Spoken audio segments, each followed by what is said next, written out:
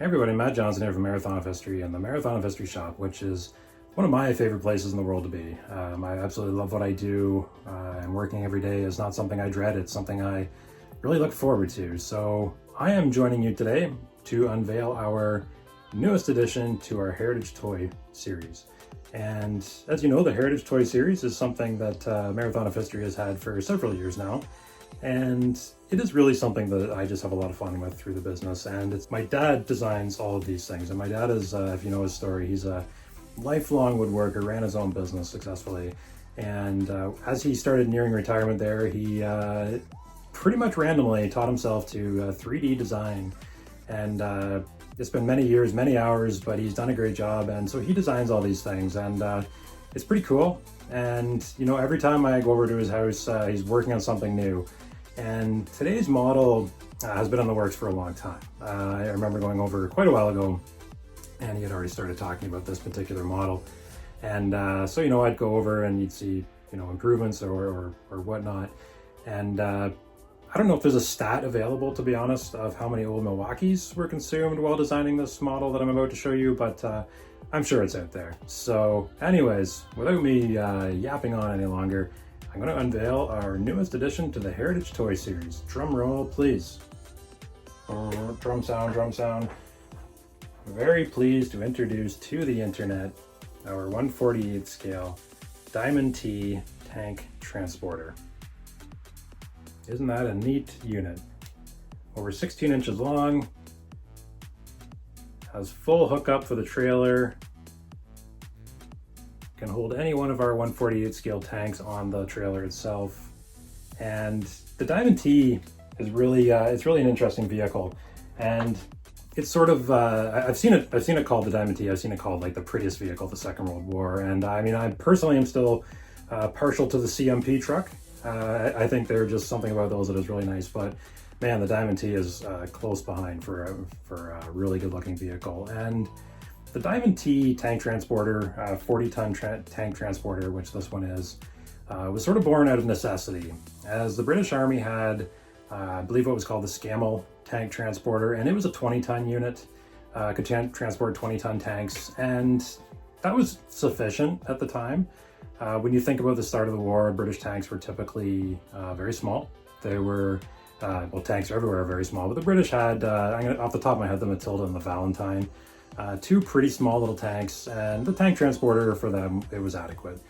And of course, the BEF goes over to Europe, start of World War II, and they hang out for a while, not a lot goes on, then all of a sudden Germany invades France, and things kind of, it hits the fan, if you will, and the British Army's evacuated Dunkirk, as we've all know, because we've all seen the movie, and they basically have to leave everything behind. So they leave all their equipment in Europe, all their guns, all their this, that, and the next thing. Everything's left in Europe, essentially.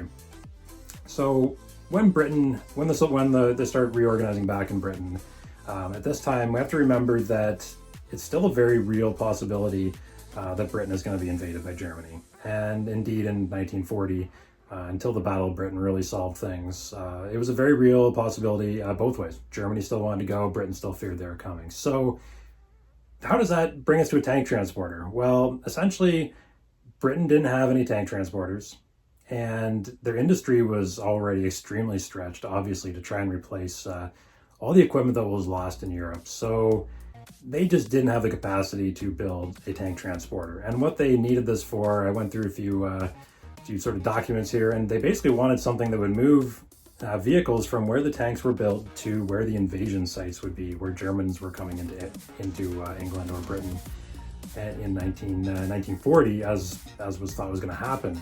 And so they needed something, because obviously you can't drive your tank from the factory to the battlefield. That didn't happen very often, except maybe in Stalingrad or some of those Soviet battles. I think they rolled right off the line right into battle, but it wasn't really the case in Britain. So as I said, their industry was stretched, so they cast their eye across the pond, and by this point, Canada was already fairly getting ramped up for military production, and we weren't really going to have the capacity to start building a brand new unit like this to transport tanks. So of course they had had a commission set up that went to the United States, and they passed out essentially tenders to various heavy truck manufacturers I'm gonna just pull off the top of my head. I'm guessing it was probably GMC, probably LaFrance, White, all those companies that built heavy trucks at the time.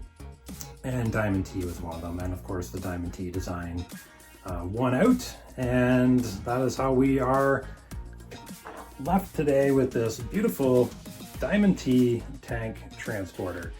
And this guy was used by most Allied forces. The Americans did use them. They were heavily modified in a lot of cases. If you look at photos online, you see a lot of them had the roofs removed after, I believe, 1943, I think. I should have that in front of me, I don't.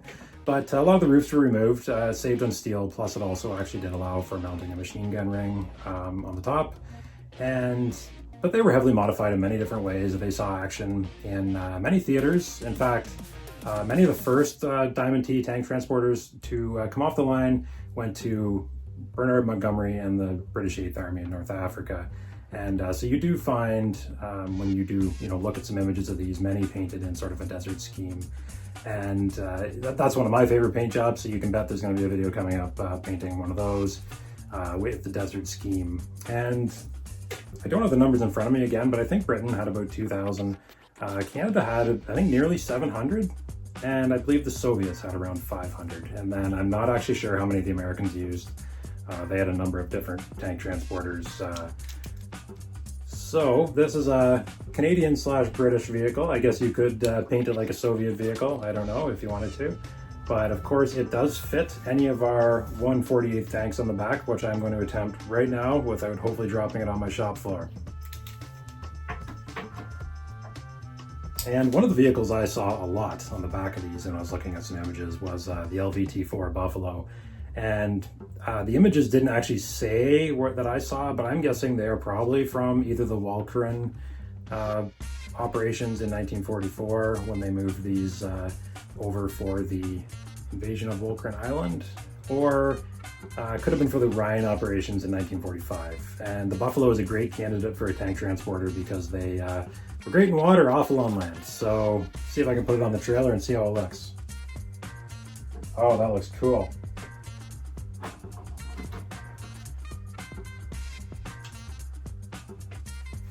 And this is, of course, available at the Marathon of History website, marathonofhistory.ca or coolhistory.ca.